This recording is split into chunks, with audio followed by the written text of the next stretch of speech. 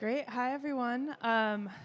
Give you a sec to shift, but I'm going to quickly introduce myself. My name is Rebecca Haywood. I lead the governments team at U.S. Digital Response, which is a nonprofit that works with governments across the U.S. to help build the foundation for improving digital capacity and building improved public services and service delivery. So I'm going to talk a little bit both about the projects, some examples of projects we've done so that you can get a sense of what that looks like.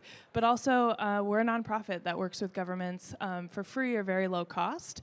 And so if you're from government, I'm very curious if there's folks from government here. Raise your hand if that's the case. Fantastic. We're here as a resource, and so I also want to talk a little bit about the type of work we do, not only on what it can look like to build that foundation in government, what it looks like to improve digital capacity, build digital services, but also we're available as a potential partner as you're going on that journey.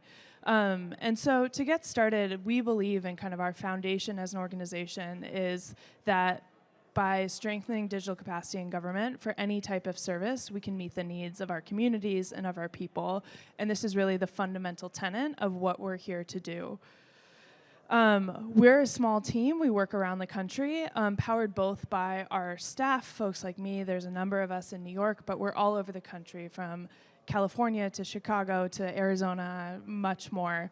And we leverage the power to do our work. We work directly with over 1,500 active volunteers at any given time who are mid to senior level folks in the technical sector who are here to help support improved capacity. With a small team, as you all know, you can do a lot. And we want to make sure that we're available as a partner for that.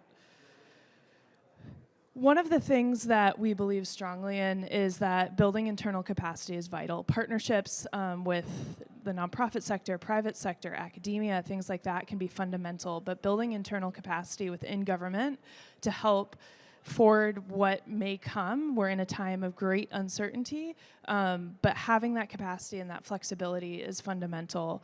And so the way we're here to help build that foundation, to help support you and help move you forward.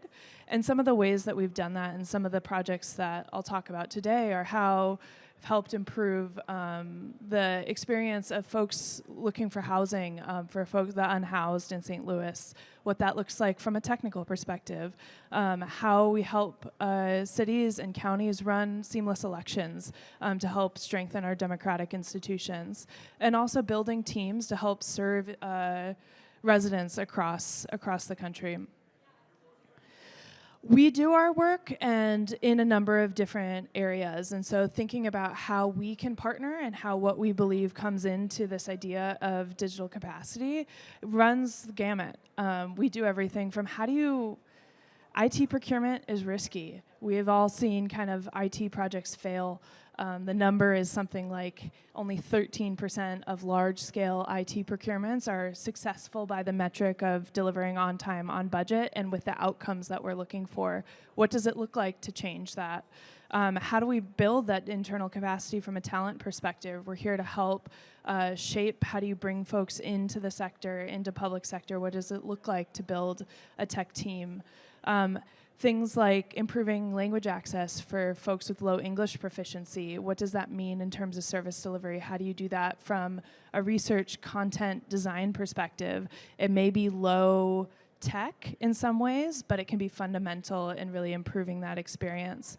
We also help folks conduct user research in government for the first time or help build that capacity to do so. And finally, a lot of this is underpinned in this day and age by how do we enable better services with Gen AI? What does that look like to bring in, regardless of where you sit in an organization? And so these are some of the areas that we're here to partner with, but I'm going to spend most of my time today talking about what projects look like, and then try to open it up for questions that folks have. So in terms of what's possible, when we think about improving that capacity, when we think about what these services can look like, in St. Louis, we worked with folks on the question of there was increased at this time, increased funding for helping unhoused folks find housing, but the process behind that and how do you enable that. It was a lot of case managers working very diligently to think about what does it look like to put folks in homes, but there's a hugely complex process. As many of you know, the kind of homeless services department cuts across sectors. How do you manage that with the tools in place? In this case, it was thinking about no and low code tools to automate processes, to really think about allowing case managers to better serve the people and not focus on reporting and data entry and things like that. Bringing automation into the process that they could manage internally within St. Louis to help do they managed a 600% increase in their households served, which is all down to the incredible team there, and saving over 30 hours a week on the administrative side of it, the things that are required by HUD and other types of things. And this automation is possible across the board. We also, one of the big areas that USDR has worked in, and a trend that we're seeing across the country and maybe happening in many of your communities as well, is what does it look like to build internal digital services teams? What does it look like to have that capacity moving from traditional IT approaches into digital service and really thinking about that human-centered design, customer experience, things like that. We've worked both in a number of communities across the country.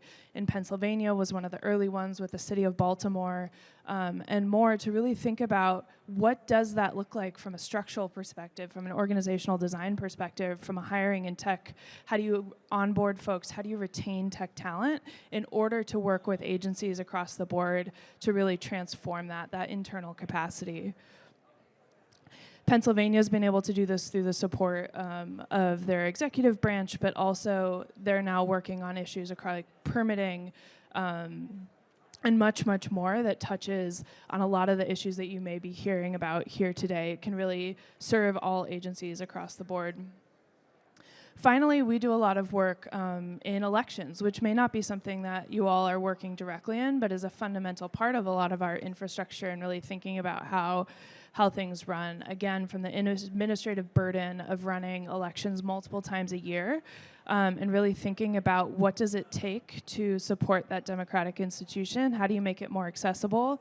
How do you make sure that you can get poll workers on board? How do you make sure that the different pieces that come in time and time again can help maintain that integrity? So we run a platform and work with folks on many of these similar issues on what does it take to help the people who are involved in this process, the government staff, really be able to serve the people who are staffing those, who have questions, who are showing up every day to help do their part in what it takes. We believe with that, in all of this, that it's really important, and we're here as an organization to serve you all, public servants who are on the front lines of meeting the needs of your communities and helping build that foundation. As a start, I mean, we started here in New York City. I'm a former city public servant and got involved with USDR as an organization during the COVID-19 pandemic. We're here both for building that foundation for the long term, but also to help respond to crisis. In March 2020, there was a group of technologists from the private sector and government officials from the public sector who said, we need to bring this together. There's a lot of need. There's a lot of folks who want to help. How do we help enable that capacity and help move things forward? And so bringing together that technical expertise, both outside of government, inside of government, to respond to crisis, but also to help build that long-term foundation. And so we didn't know if we'd still be an organization as a nonprofit moving forward. We started as an all-volunteer organization, but has continued to see the need. We continue to see crisis now, but also that desire to build that foundation as we think about the role of local and state government in meeting the needs of communities and what that capacity looks like internally.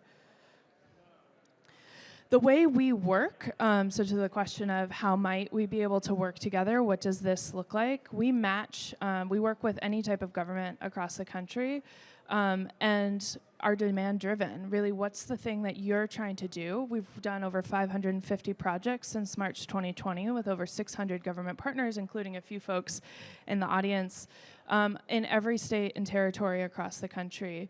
By asking for help or asking for input, we then build a team that is matching the technical skill, the availability, and the work to be able to work together for 2 to 3 months typically to meet that need, to test things out, to pilot, to deploy, to do what is needed in the moment to help make the case, try something new, or continue to build on that work. And then use the folks who come from product management backgrounds, engineers, user researchers, design folks, technical hiring experts across the board. Pretty much we can find the most incredible folks with really any skill. We have a pool of 10,000 folks who are here ready to help. We've done, with that, we've been around. We're celebrating our 5-year anniversary this year, which is incredible, but continue to help kind of what does that project look like to serve, and have had incredible results. I love this number. It's something that I'm so proud of, why I made the shift from working in government to working with USDR, of really trying to make that work happen and make it possible. There's some incredible folks here. I know Maryland, some folks from Maryland are here today, but we've worked in Illinois and Maryland with organizations that are helping support interstate compacts and licensure and things like that. And we're here to serve these folks. I also want to talk about, I've mentioned our incredible technologists. These are folks who are kind of check their egos at the door, bring their skills to bear, and really a lot of them are thinking about moving into government. If you're looking to hire folks, a great way is have folks get their feet wet and really think about what's possible.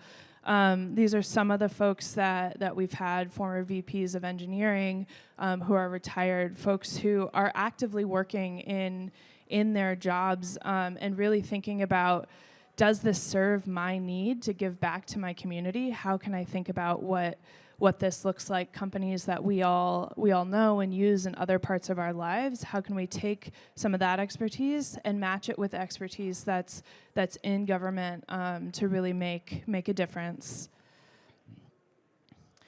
I'm going to talk about a couple more case studies. I know Gen AI is a hot topic at this conference and in a lot of our lives today. One of the projects that I'm really excited about that we're doing in the Gen AI space with the state of New Jersey, just across the river, but also now expanding into a number of other communities at the city level, at the state level, is really thinking about how do we combine these two things, Gen AI with language access, making it possible. We all know that there are folks in every community who prefer to receive information in a language other than English, who have low English proficiency, and that we never have enough translation resources. Finding skilled translators, managing those contracts, getting the information at speed as policies change, as rules change, as we try to redesign, is a really incredibly difficult challenge. So how can we use technology to superpower the human and the real folks that we have? We worked a lot in New Jersey with call center staff who are the ones at the receiving end, bilingual call center staff who are receiving calls about unemployment insurance. Am I eligible? What does that look like? What's the difference between fired and laid off in Spanish, depending on what dialect you come from? They're the ones who are receiving this, making on-the-fly decisions, and one of the biggest stakeholders here, in addition to Spanish speakers. So looking at cutting down the application time from over 3 hours for folks applying in Spanish to less than half an hour, cutting down call wait times because folks were able to answer questions in their own language on their own. This has been an incredible piece of work that we're expanding to other benefit programs, but really seeing that incredible difference because the team in New Jersey working on unemployment insurance modernization, and we're starting to see that in other benefit programs as well, and developing the training materials which we have available, and I'm happy to talk to folks about.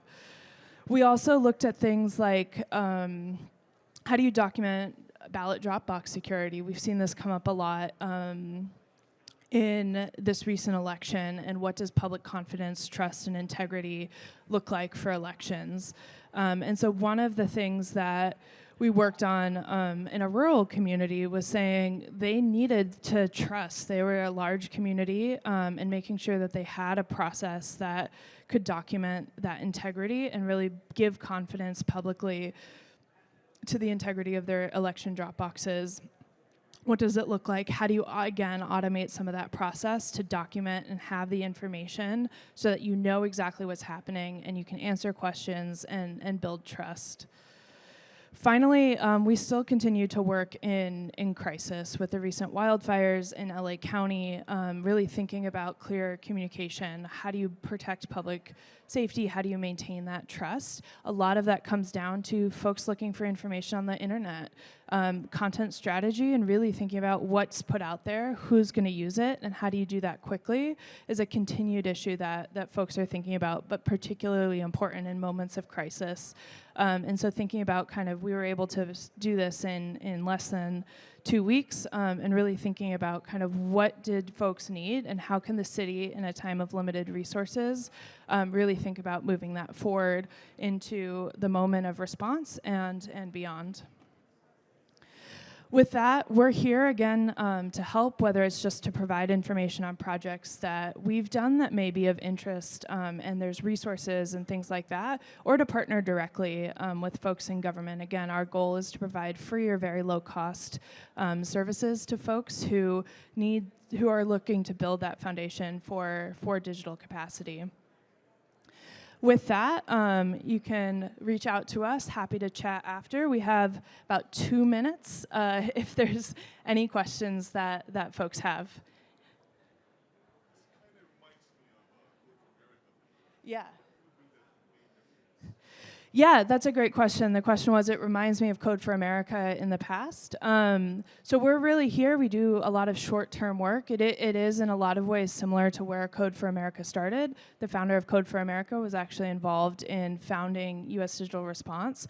We work in where the model difference is today. We work in short-term response right now, short-term projects. Code for America in this day and age no longer has a volunteer core and works on much longer-term projects, often from a consulting capacity. They do incredible work, but cannot work cannot serve everyone. We're here trying to increase volume with the volunteer base and help work wherever we can. But yes, very similar model, and we work very closely with them.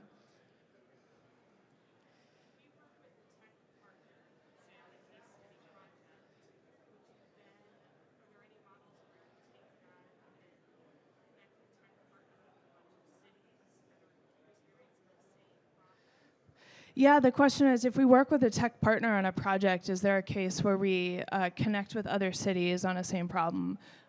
Yeah, we try. There's a couple of different ways. Our elections work, for instance, actually came out of that. We have a platform and a tool that folks have. It started by working with one partner and then realizing that almost any community that delivers elections has a very similar issue. And so building that out so that everybody who needs it has access to it.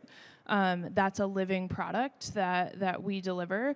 But we also do things, our Gen AI work on language access, for instance, all of our materials, training, model, things like that are available for folks online. We try to do open source as much as possible and connect with folks both who want to work with us directly on doing that work and learning from what we're doing, but also the ability to take that and move forward. We also do some cohort models and things like that where we're working with multiple teams within a given jurisdiction. We've done a lot of that around user research where there's a central digital team or innovation team that's looking to expand within their jurisdiction, but they need support and to work directly with other teams in their jurisdiction so that they have that hand-holding almost to practice it for the first time. Great, and with that, I think we're at time, but please I'll be over here, but please feel free to reach out. We'd love to share more and talk with all of you.